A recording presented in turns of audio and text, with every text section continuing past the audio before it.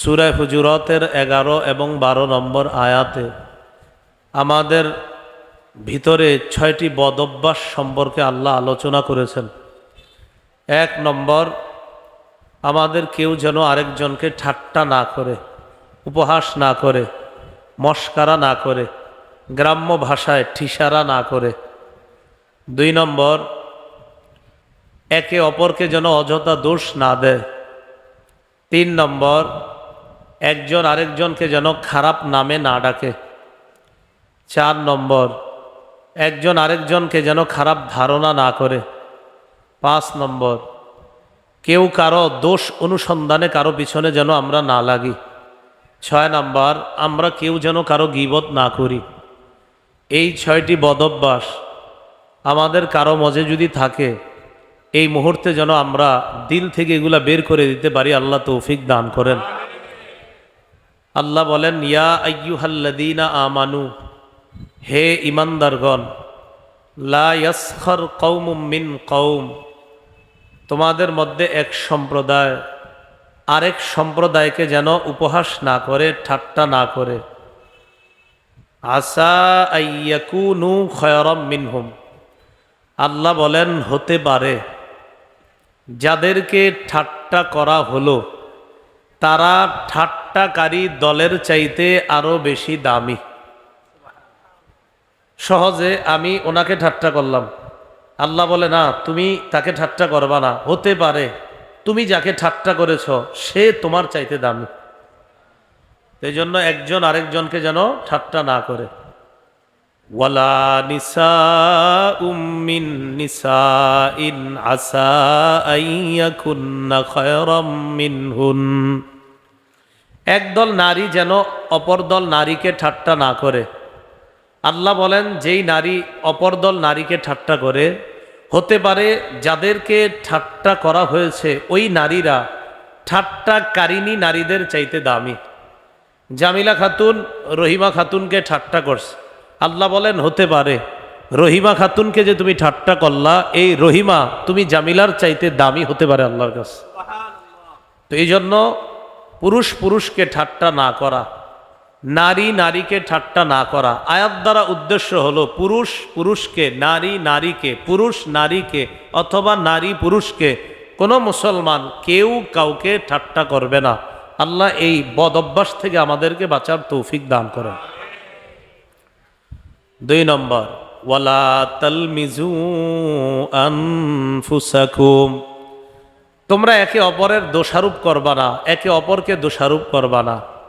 অপরাধটা আপনি করছেন, অপরাধটা আমি করছি, ইচ্ছা করে আমি অন্য কারো উপরে দোষ চাপাইয়া দিচ্ছি, না এটা আমি করি নাই, সে করছে, আসলে আমি করছি। আল্লাহ বলে তোমরা এইভাবে একজন আরেকজনকে দোষ দিবা না। অযথা কাউকে দোষারোপ করা থেকে আল্লাহ আমাদেরকে বাঁচার তৌফিক দান করেন। 3 নাম্বার, ওয়ালা তানাবাজু বিল আলকাব, তোমরা একজন আরেকজনকে মন্দ নামে ডাকবা না, মন্দ উপাধিতে ডাকবা না।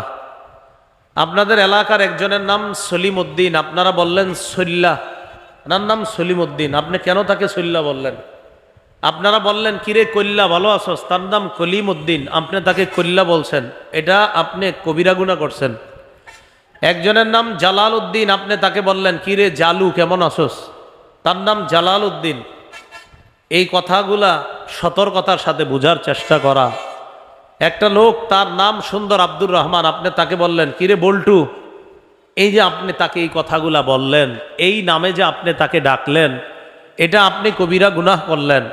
আল্লাহ বলেন এটা অমার্জনীয় অপরাধ। ওয়ামাল্লাম ইয়াতুব, এই জাতীয় অপরাধ করার পর যদি কেউ তওবা না করে, ফাউলাইকা হুমুজ জালিমুন, আল্লাহ বলেন তারা জালেম। তারা কি? জালেম। তাহলে কেউ কাউকে ঠাট্টা করা, কেউ কাউকে দোষারোপ করা, কেউ কাউকে মন্দ নামে ডাকা, এগুলা হলো তওবা করার মতো অপরাধ। যেই তওবা করলে যেই অপরাধ মাফ হবে, এরকম অপরাধ এইগুলা। আল্লাহ বলেন এই শোনো, যদি তোমরা তওবা না করো তাহলে তোমরা জালেম। তাহলে আল্লাহ আমাদের সকলকে এই জাতীয় অপরাধ থেকে বাঁচার তৌফিক দান করেন। 4 নম্বর, ইয়া আইয়ুহাল্লাযীনা আমানু ইজতানিবু কাসীরাম মিনাজ-জন।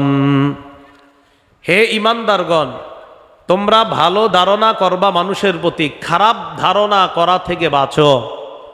তোমরা বেশি পরিমাণে খারাপ ধারণা করা থেকে বাঁচো। আমি মানুষটা এমন যে খালি খারাপ ধারণা করি আরেকজনের প্রতি, হে মনে হয় এমন, হে মনে হয় এমন। আল্লাহ বলে না, এই যে তুমি খালি মানুষকে খারাপ ধারণা করো, এটা থেকে বাঁচো। ইন্না বা'দাজ-জন্নি ইসমুন। আল্লাহ বলেন কিছু কিছু ধারণা পাপ, গুনাহ। এজন্য কারো ব্যাপারে খারাপ ধারণা আসলে আপনি তারটা না ভাইবা নিজেরটা ভাববেন। আজকে ফজর থেকে ঘুমের আগ পর্যন্ত কি পরিমাণ অপরাধ করছেন এইগুলা খুঁজবেন। আরেকজনের প্রতি খারাপ ধারণা করা এটা দরকার নাই। দেখেন, যার ব্যাপারে আপনি খারাপ ধারণা করেছেন তার মধ্যে ওই খারাপ স্বভাবটা থাকতেও পারে, নাও থাকতে পারে, কিন্তু আপনি যে নিজের খারাপ স্বভাবটা এটা তো নিশ্চিত আপনি জানেন। এজন্য আপনি নিজের খারাপ স্বভাবটা নিজে চিন্তা করবেন, আরেকজনেরটা চিন্তা করা। আল্লাহ বলে কারো প্রতি অযথা খারাপ ধারণা করা থেকে বাঁচো। কিছু কিছু খারাপ ধারণা পাপ, এই পাপ থেকে আল্লাহ আমাদেরকে বাঁচার তৌফিক দান করেন। খারাপ ধারণা করব না কারো প্রতি, হ্যাঁ ভালো ধারণা রাখবো। বলেন কি ধারণা রাখবো? ভালো ধারণা রাখতে গিয়ে আবার কারো ব্যাপারে অতিরিক্ত বাড়িয়ে বলবো না। ভালো ধারণা রাখতে গিয়ে কারো ব্যাপারে অতিরিক্ত বলবো না। যেমন আপনারা জানেন আমি মাঝে মাঝে 2-4টা হাদিস হয়তো মুখস্থ বলি, এই জন্য আমারে বলে ফেললেন হাফিজুল হাদিস ভালো ধারণা রাখতে গিয়ে। এই যে আমার এটা বলে ফেললেন, এটা হলো একটা ফাইজলামি করা। ভালো ধারণা রাখা ভালো, হাফিজুল হাদিস কইতে আপনার কে কইছে? আবেগে লিখে লেখি। আপনার এই আবেগ করতে বললো কে? আপনি লিখে ফেললেন লেখক গবেষক। আমি কোন কালে গবেষক ছিলাম বলেন? কয় কেন লেখলেন? কয় হুজুর আবেগে লিখছি। তো এই আবেগে আপনারা কারোর প্রশংসা করে আকাশে উঠিয়ে দিবেন না। মানুষের প্রশংসা লিমিটেড। বলেন সবাই, লিমিট। মানুষের প্রশংসা হবে লিমিটেড। বলেন বলেন আনলিমিটেড প্রশংসা হবে আল্লাহর। তাহলে আমি বলি, বাকিটা আপনারা বলবেন। আনলিমিটেড প্রশংসা কার? আর লিমিটেড প্রশংসা বান্দার। তাহলে লিমিটেড প্রশংসা বান্দার, আনলিমিটেড প্রশংসা আল্লাহর। যত পারেন আল্লাহর প্রশংসা করবেন, আনলিমিটেড প্রশংসা আল্লাহর করবেন। সূরা ফাতিহার 1 নম্বর আয়াত, আলহামদুলিল্লাহি রাব্বিল আলামিন, সমস্ত প্রশংসা আল্লাহর।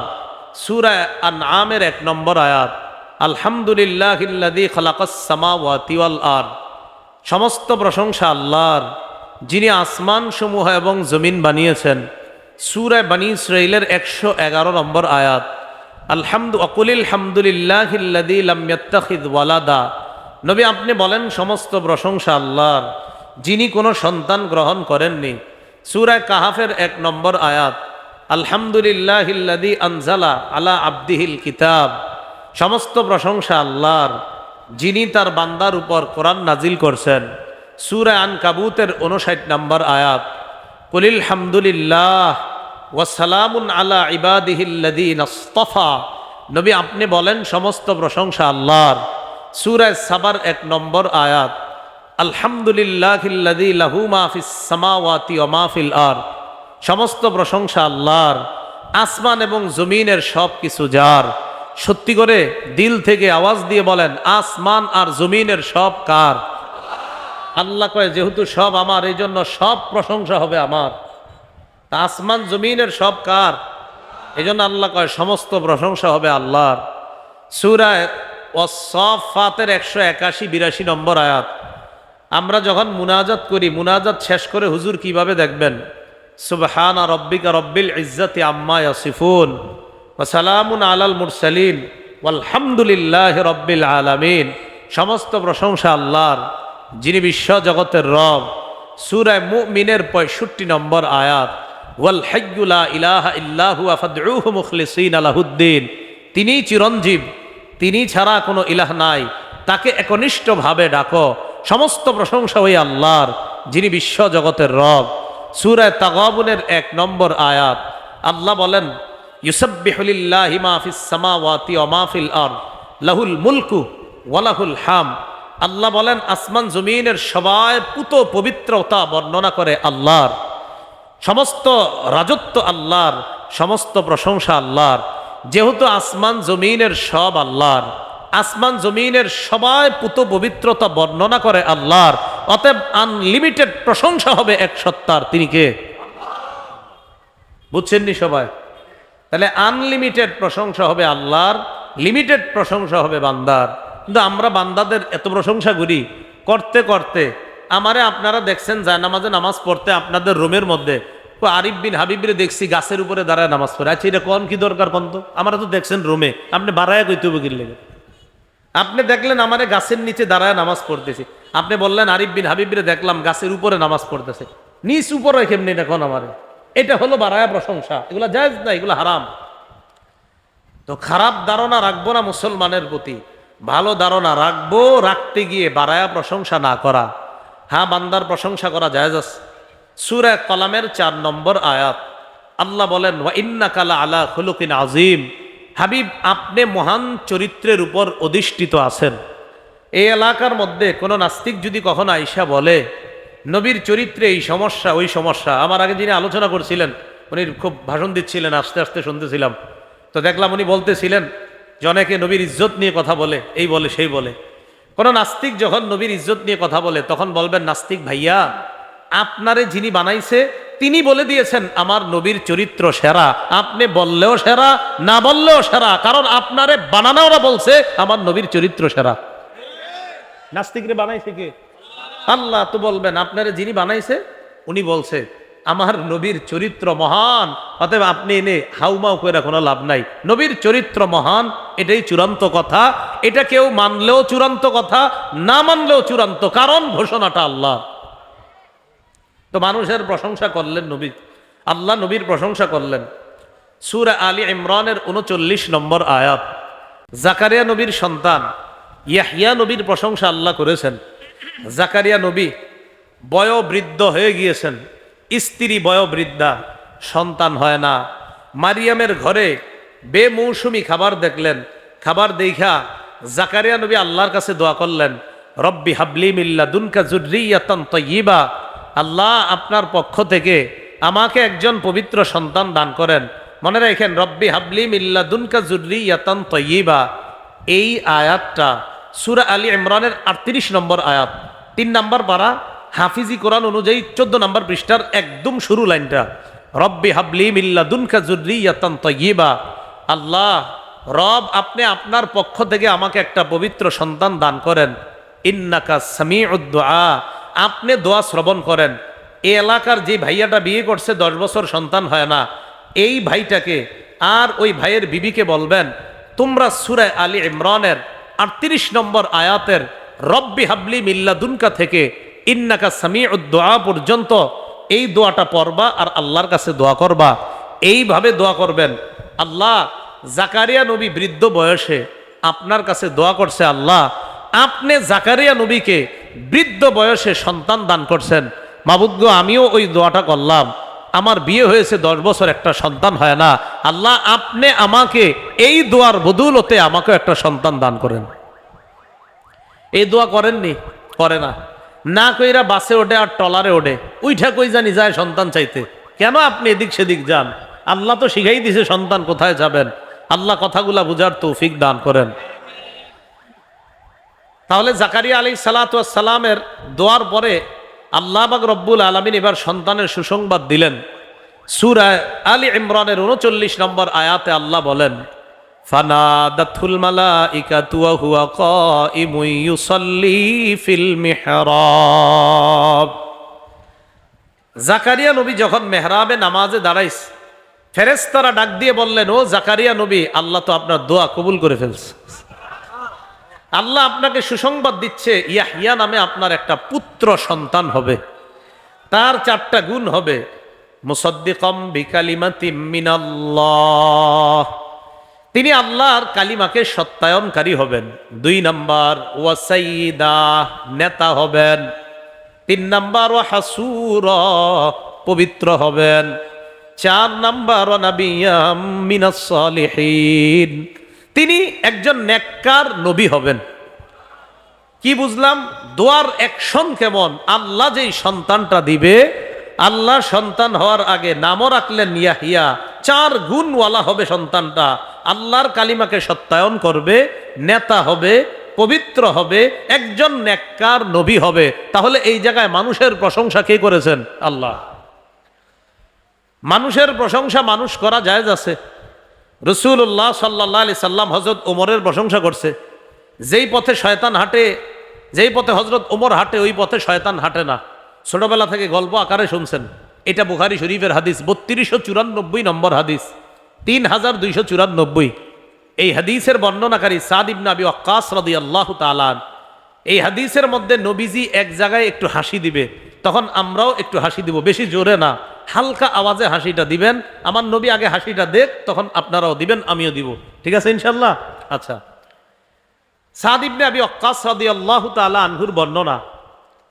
সাদ ইবনে আবি ওয়াক্কাস বলেন, ইস্তাআযানা উমর ইবনুল খাত্তাব রাদিয়াল্লাহু তাআলা আলা রাসূলিল্লাহি সাল্লাল্লাহু আলাইহি ওয়াসাল্লাম।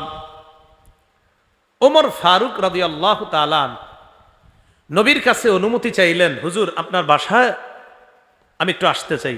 নবীজির মনে করেন বাসা দরজা, তো বাহিরে হযরত ওমর, ভিতরে নবীজি।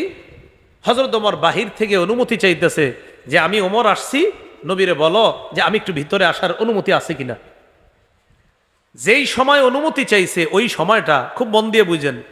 ওয়াইন্দাহু নিসাউম মিন কুরাইশিন ইউকাল্লিমনাহু ওয়া ইস্তাকসিরনাহু আলিয়াতান আসওয়াতুহুন্না। যখন নবীর কাছে হযরত ওমর অনুমতি চেয়েছেন, তখন নবীর সামনে একদল কুরাইশি নারী বসা, যারা উঁচু আওয়াজে কথা বলতেছিল। কি আওয়াজে? উঁচু আওয়াজ।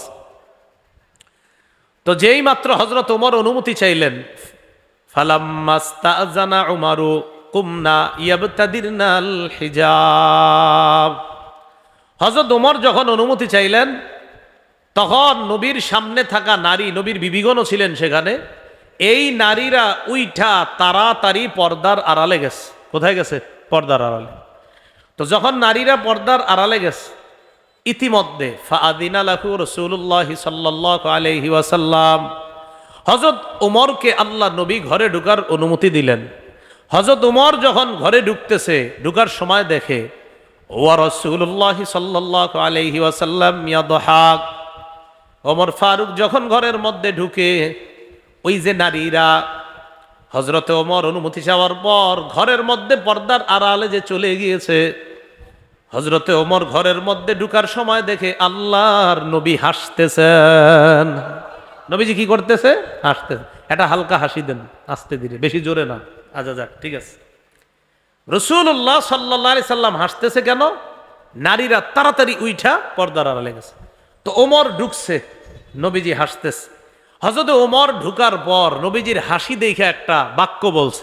এই বাক্যটা আমার খুব পছন্দ, কিন্তু আপনারা যদি পারেন একটু মুখস্থ করে শিখা রাখেন।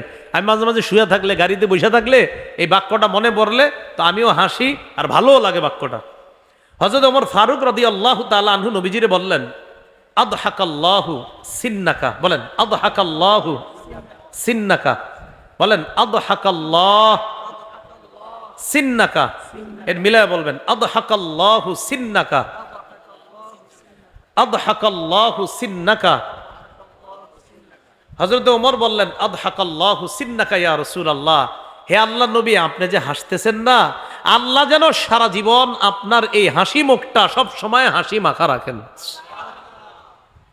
দেখে বলতেছে, হুজুর আপনার চেহারাটা সবসময় আল্লাহ হাস্যোজ্জ্বল রাখেন।